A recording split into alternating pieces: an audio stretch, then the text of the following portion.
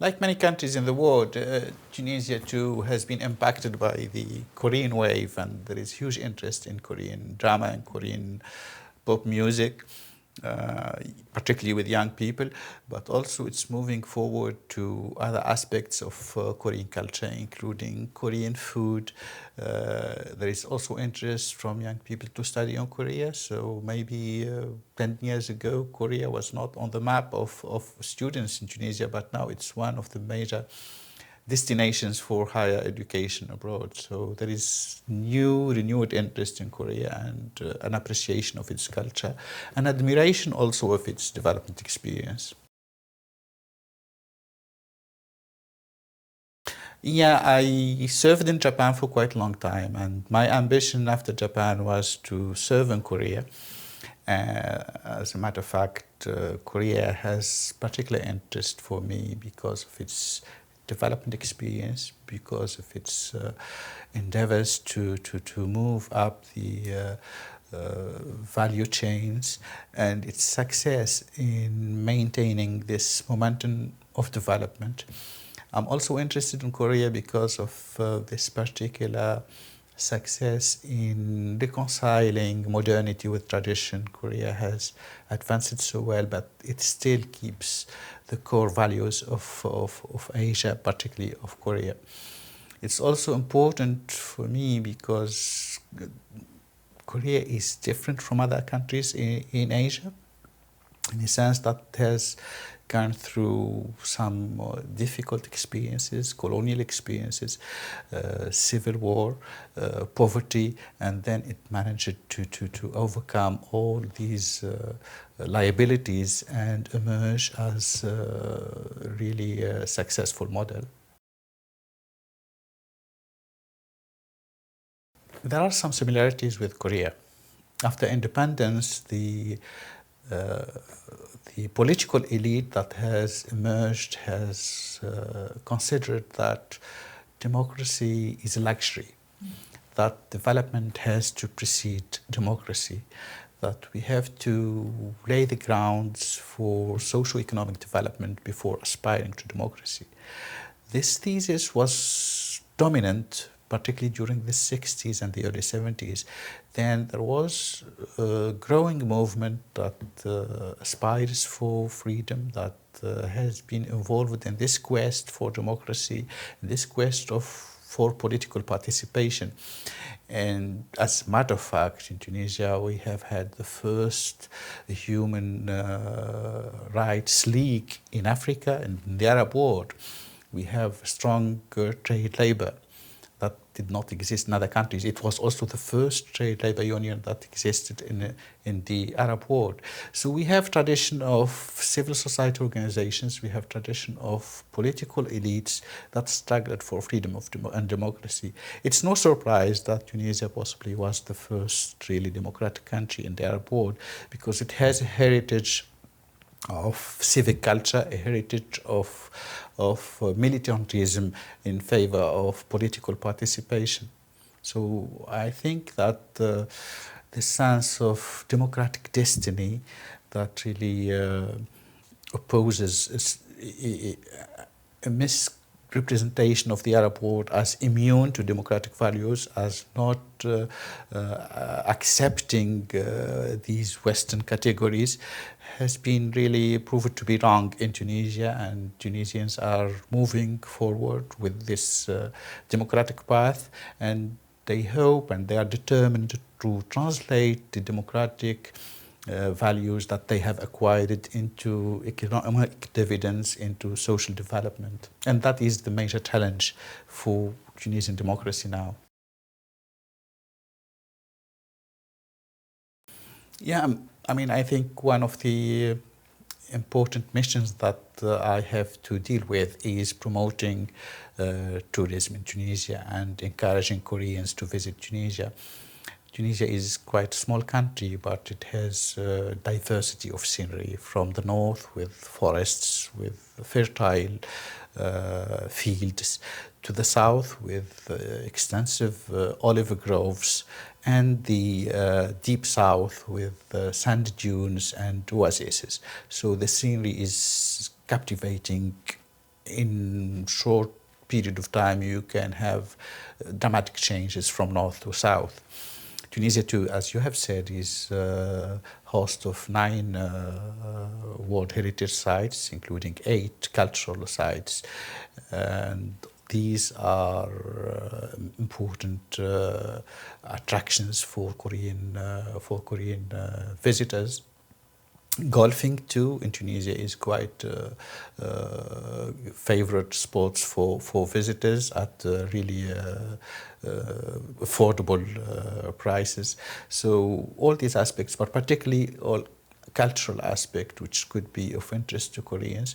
I know that Koreans have some knowledge about Carthage, about Hannibal, but possibly many of them would not locate Carthage in Tunisia. So it's important for us to do some educating to make Koreans aware about the richness of Tunisian culture and heritage, and to attract them to enjoy staying in Tunisia for some time in the land of Hannibal in Carthage.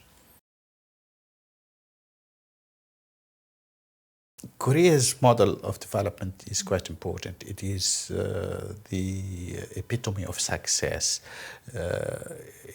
And the most important is that it has continued exploring new avenues, particularly with ITC, with new developments in technology Korea is leading. So, in my view, importance should be attached to development of cooperation in science and technology, in student exchange, in joint research between Tunisian and Korean researchers. We have had some experiences with many countries in this regard, with the European Union, but with other countries in Asia. And we would like to duplicate these successful experiences. I think we have large supply of Tunisian engineers, Tunisian researchers who could collaborate with Korea and who could offer an added value to Koreans, particularly now with open innovation, with outsourcing and crowdsourcing. It's easy to create links between universities, between researchers, to develop projects that could be mutually beneficial. So that's one of the areas that we would like to concentrate on, and I'm quite delighted that we found some receptive attitudes from Korean universities. Second, and most important for us, is try to attract Korean investors to Tunisia. Tunisia offers comparative advantages. It is a crossroads between Africa, Europe, and the Middle East. It could be a gateway for Korean enterprises and to showcase their technology, to expand in these markets. We have some successful experiences of Korean enterprises in Tunisia. Yora Corporation has established a plant in Tunisia. It is expanding and it's really successful in providing car components to Korean car makers in Europe. So we would like to have more Korean companies to explore possibilities in Tunisia and to take advantage of the many incentives that we have. It's not only about the strategic location at the heart of the Mediterranean, but it's also about the ecosystem in Tunisia that provides facilities and incentives to foreign investors.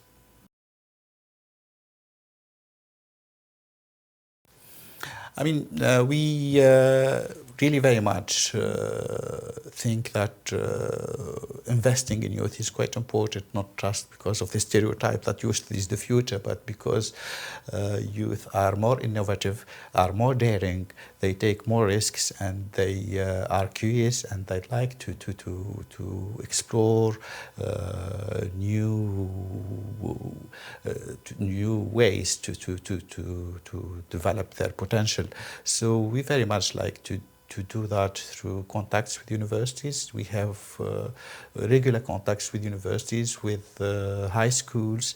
We would like also to make use of social media to approach them. That's maybe the vehicle that is most popular with them. So we would like to develop that kind of approach with young people here in Korea.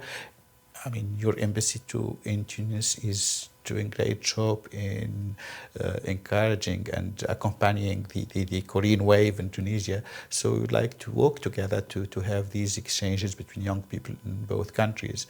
We'd like also to provide bridges for young talents in Korea and Tunisia. With startups, with engineers, they have innovative ideas. They have many startups in Tunisia have been really creative and have been successful, and that's something that could be of interest to Korean companies too. It is long-standing cooperation, and Taekwondo is quite popular in Tunisia now, and it is also a success story of cooperation between Tunisia and Korea. I think when a teacher has his student graduate and maybe sometimes get better than him, he would be happy. And I think Koreans would be proud now that in recent rating of Taekwondo athletes, I mean, in the 58 kilogram category, the first rated was Tunisian Khalil Janjoubi, who is #1 in the world. Number second is Chun Chang from Korea. So we shall be all proud of this success. Mr. Janjoubi, he has had the silver medal in the Tokyo Olympics, and hopefully in Paris Olympics I hope he will have a gold medal. So there is a story of cooperation, there is success story, and we should continue. The last tournament, I mean, in Tunis, it gathered over 700 athletes. So it really shows the size and the importance of this momentum that is working in a very positive sense between our countries.